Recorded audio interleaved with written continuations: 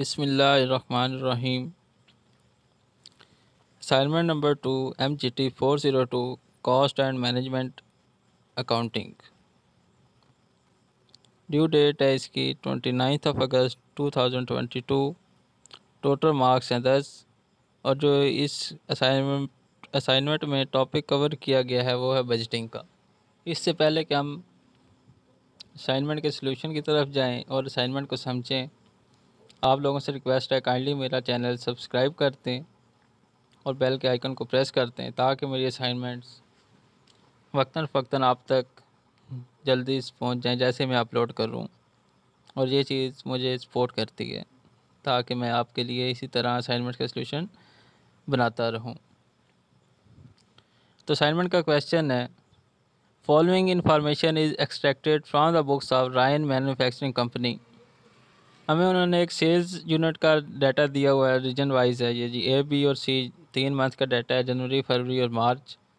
ठीक हो गया। उसके बाद हमें उन्होंने इन्वेंट्रीज़ का डाटा दिया हुआ है, जो फिनिश गुड इन्वेंट्रीज़ हैं कि 1 जनवरी को क्या इन्वेंट्री का स्टेटस था, 31 को क्या था, 28 फेब को क्या था और 31 मार्च को क्या स्टेटस था। इसके बाद एडिशनल इन्फॉर्मेशन है कि एक यूनिट को बनाने के लिए 3 लेबर आवर्स रिक्वायर्ड होते हैं और उनका रेट है 50 रुपीज़ पर आवर और एस्टिमेटेड मटेरियल कॉस्ट है 400 रुपीज़ पर यूनिट। और जो रिक्वायरमेंट हमसे मांगी गई हैं वो तीन रिक्वायरमेंट्स हैं टोटल। एक तो हमें प्रोडक्शन बजट बनाना है इस क्वार्टर ईयर का।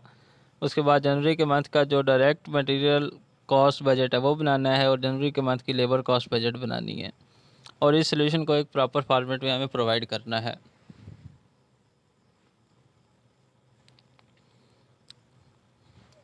इसके बाद इम्पोर्टेंट नोट है, हर असाइनमेंट की तरह 24 आवर्स इसके एक्स्ट्रा ग्रेस पीरियड मिलेगा। जो फॉर्मेटिंग गाइडलाइंस है, आपने टाइम्स न्यू रोमन या एरियल फ़ॉन्ट स्टाइल यूज़ करना है और फ़ॉन्ट का साइज़ 12 रखना है। MS वर्ड में अपनी जो असाइनमेंट है उसको बनाना है। तो चलें अभी हम अपने असाइनमेंट के सलूशन की तरफ जाते हैं। ये असाइनमेंट का सलूशन है जी जो मैंने बनाया है। जो डाटा हमें जो असाइनमेंट फ़ाइल में हमें डाटा दिया गया था, अभी उसको मैंने थोड़ा सा सेग्रीगेट किया है कि रीजन्स को मैंने वाई एक्सिस पे ले लिया फर्स्ट कॉलम में और जो फर्स्ट रो है उसमें मैंने मंथ को ले लिया। तो डाटा मैंने जैसे इसमें ऐड किया, जनवरी के मंथ में जो रीजन A, B और C में सेल हुई थी मैंने उसको लिखा जी 700, 1000। आप इसको वेरीफाई भी एक दफ़ा कर सकते हैं।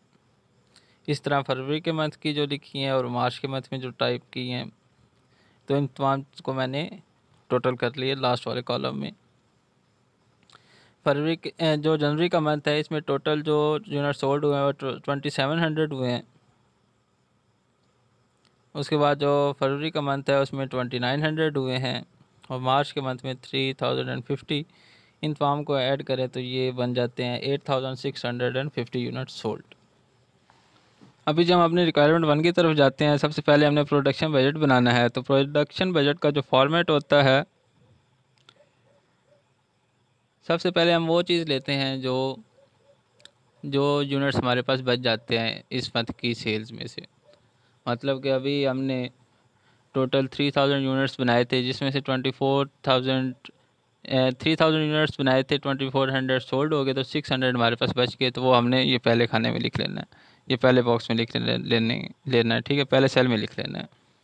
तो हमारे जो इस असाइनमेंट में है, जो जनवरी के मंथ में हमारे पास टोटल यूनिट्स जो सोल्ड नहीं हुए थे, जो बच गए थे, वो 2700 है।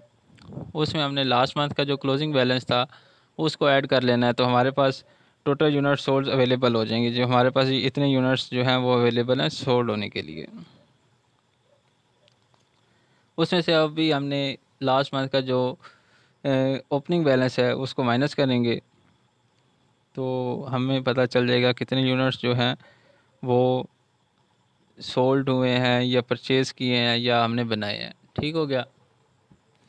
इसी तरह अभी हमने जनवरी का डाटा डिस्कस कर लिया, फरवरी का मैंने ऐड किया, फिर मार्च का ऐड किया। तो ये डाटा हमने प्रोसेस कर लिया कि जनवरी के मंथ में जो टोटल यूनिट्स हमने मैन्युफैक्चर्ड किए हैं या परचेज़ किए हैं वो 2400 हैं, फरवरी में 3600 हैं और मार्च में 4850 हैं। अभी लास्ट वाला कॉलम देख लें।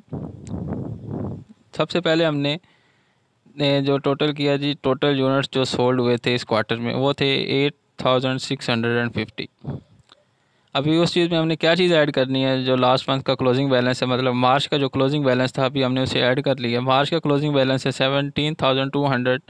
इन दोनों को जब ऐड करेंगे तो ये हमारे पास 25,850 unit sold for available for sale. मतलब अभी हमारे पास 25,850 यूनिट्स जो हैं वो सेल के लिए अवेलेबल हैं। अभी इसमें से हमने जो ओपनिंग बैलेंस है फर्स्ट मंथ का वो हमने माइनस करना है। फर्स्ट मंथ जो यकम जनवरी का हमारा जो ओपनिंग बैलेंस था वो था 15,000, तो अभी हमने उसको माइनस किया तो ये हमारे पास जो टोटल यूनिट्स निकल आए जो हमने पूरे इस क्वार्टर में परचेज़ किए हैं या मैन्युफैक्चर्ड किए हैं वो 10,850। ये हमारी जो फर्स्ट रिक्वायरमेंट है उसका सल्यूशन है। Requirement number 2, direct material cost budget for the month of January. तो इसका फार्मूला ये है कि जी purchase of direct material budget in units multiplied by purchase cost per unit. अभी हमें जो असाइनमेंट की फ़ाइल है उसमें डाटा दिया गया था, उसमें था जी जो मटेरियल कॉस्ट पर यूनिट है वो 400 रुपीज़ है। तो अभी हमने ये जो बजट है ये सिर्फ जनवरी के मंथ का बनाना है। तो जनवरी के मंथ में हमारे पास जो हमने क्या कहते हैं जी यूनिट्स जो परचेज़ किए हैं या मैन्युफैक्चर्ड किए हैं वो है 2400। 2400 को जब हम 400 से मल्टीप्लाइड करते हैं तो ये जी 96,100,000 आंसर आ जाता है। अभी हम रिक्वायरमेंट नंबर 3 की तरफ चले जाते हैं, direct labour cost for the month of January.